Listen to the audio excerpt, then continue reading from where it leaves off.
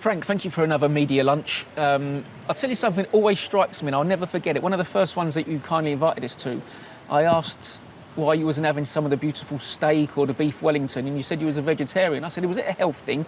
And you said, no, I'd never liked the idea of hurting animals just for food. Well, it was to start off with as a health thing, but when I was a kid, I worked down Smithfield Meat Market. So I remember they started then in those days giving all the, injecting antibiotics and all the growth hormones and all that into the meat, and that was the start of it. But I'm pretty much against the way animals are reared. I think a lot of boxing fans would be really surprised by that, because we think of you as the man who started in unlicensed boxing with Lenny McLean, took on the boxing cartel, stood up to Mike Tyson, but you've got a lovely heart for furry animals. Well, it's not. Well, the animals don't have a choice. Humans have a choice. It's what we do to them. You've obviously been I remember doing pieces a little while ago, 40 years in the sport. Now to be here, looking back at those shows where I'm sure you have lost money and fighters you've built have moved on and let you down, does it feel now, when you're seeing all this and you're hearing the plans and Francis and George are involved, does it feel now that all that hard graft that you put in is being very well rewarded? No, look, I'm delighted. I mean, I'm 47 years this year in the business, and I'm delighted to be still doing it. I still get a buzz out of it, and to be part of what's going on out here at the moment, it's been phenomenal. I mean, these events are mega events. Every show has a story. You've got a great main event, and then you've got fabulous undercards. We could never afford to do these back home or even in the States. It wouldn't work out. It's because of the ambition, the drive of His Excellency, and and the fact that the Riyadh season of Embrace Boxing, it's made it brilliant certainly for everybody involved, and I include obviously myself in that. So yeah, it's just taking it to another level.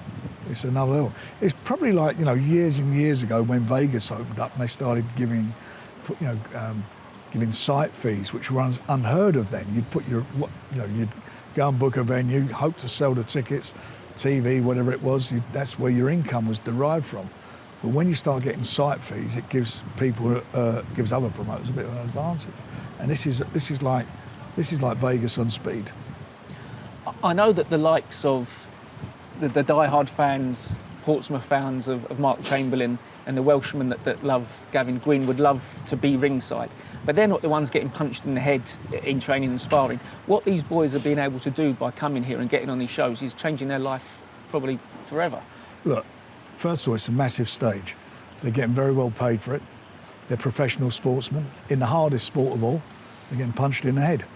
They're not footballers. They get injured, they can take, the sub comes on and they can play in a couple of weeks later, or a tennis player who can do it. They're in the hurt business. And when you look at these opportunities, and certainly, for both of these guys, it's like a dream come true. And if one of them shines, if it's a great fight and one of them shines, it could be anything, it could go anywhere, because that's what's happened here. It's like, you go back to October when the first fight that we was involved with them here, when Tyson fought, and leading up to that, it's been, I always knew it's going to be the start of something big, but I didn't realise how big it would be.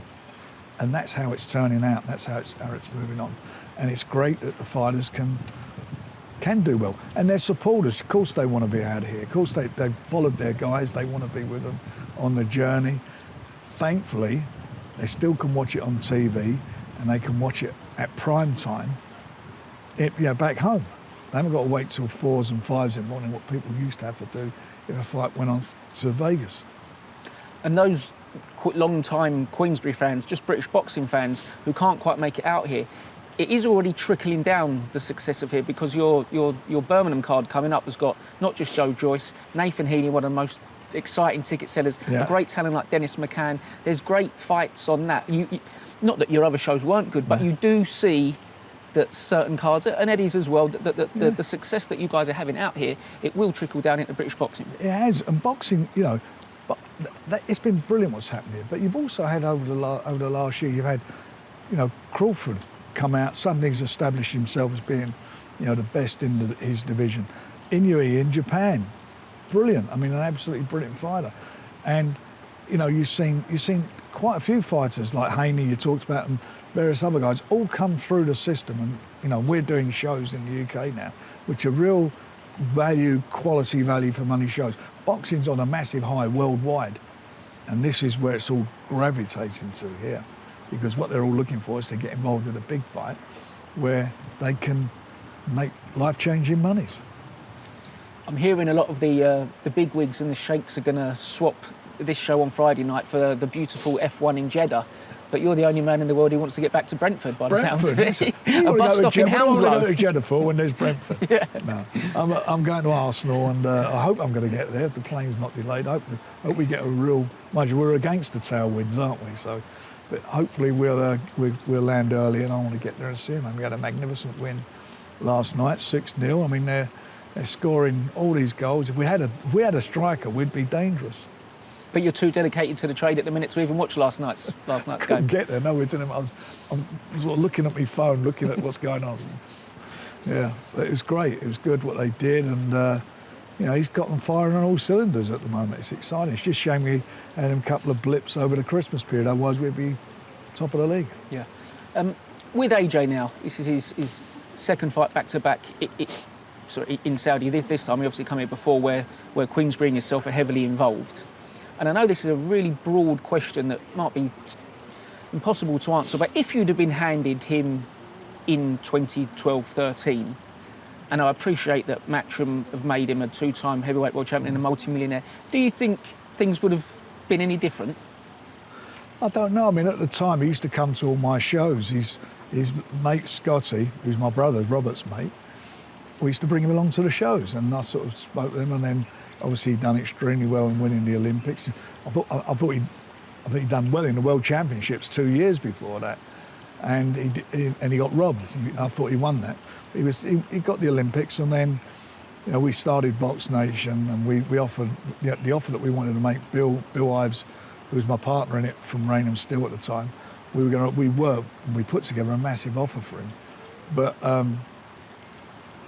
he went with Sky. And that was because it was for him was going to be a big platform, and it worked out for him. He's doing it. I think the same would have happened if he'd have come with us, maybe in a different direction. But they've done brilliantly for him.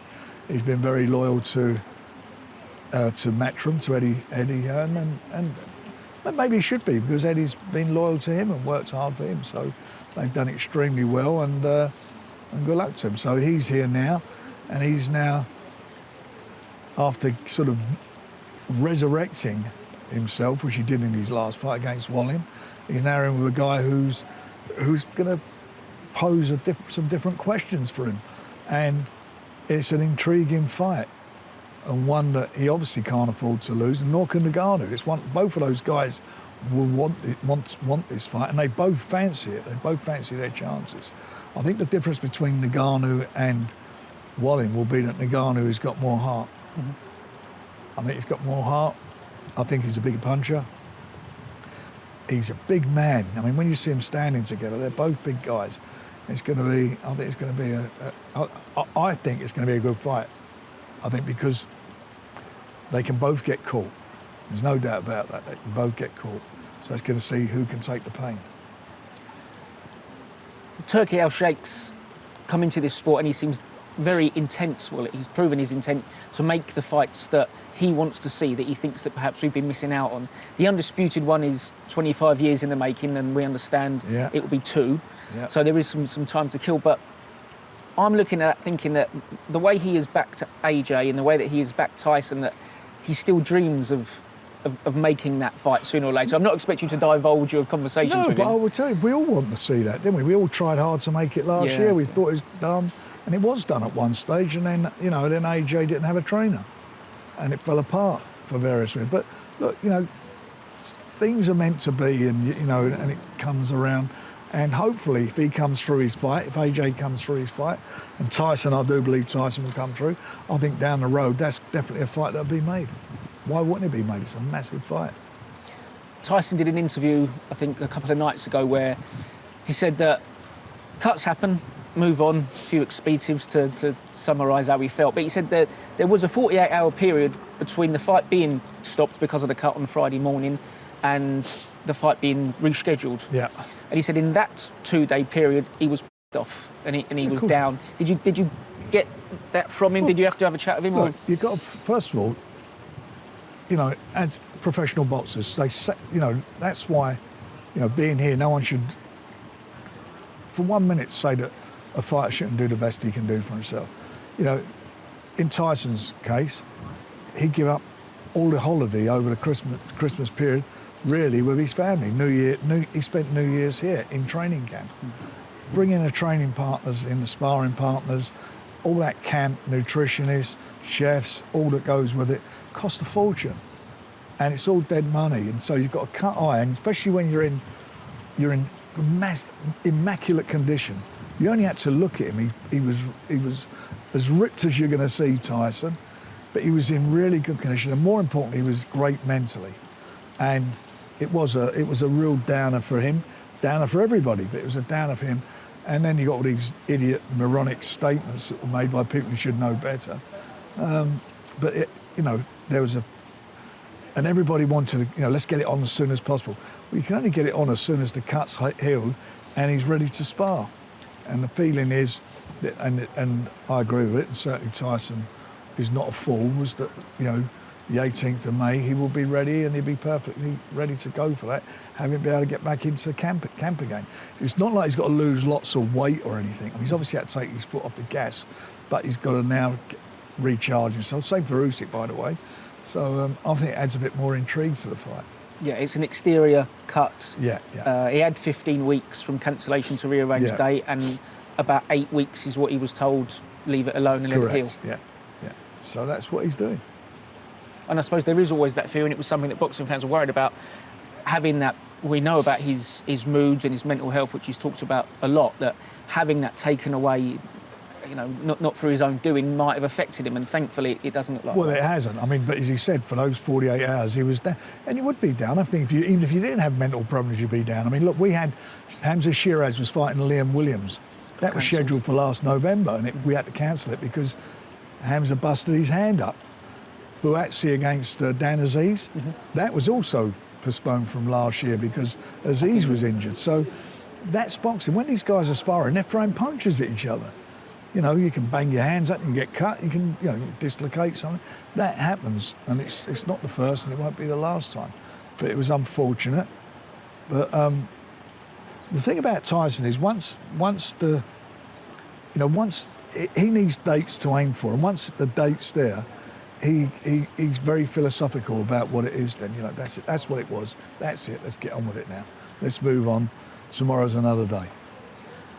So on the Undisputed fight, when it comes around 25 years after the last one, do you think your schedule or how you go about the day of a fight or how you'll feel sitting ringside will be any different to all the others? I'm really looking forward to it. I mean, like I said, I'm a fight fan, and I'm looking forward to it. And I'm also doing it selfishly because I've always said from day one that he's the number one heavyweight in the world, and beating Usyk will be the proof of it. So I am looking forward to it, and you know, it's gonna. I mean, it always seems like it goes slow, but it doesn't. It moves very fast, and we'll soon be into May, and we'll be here again, talking about the fight, and it's going to be electric atmosphere. I mean, it is like at the moment now, but it's going to be super charged.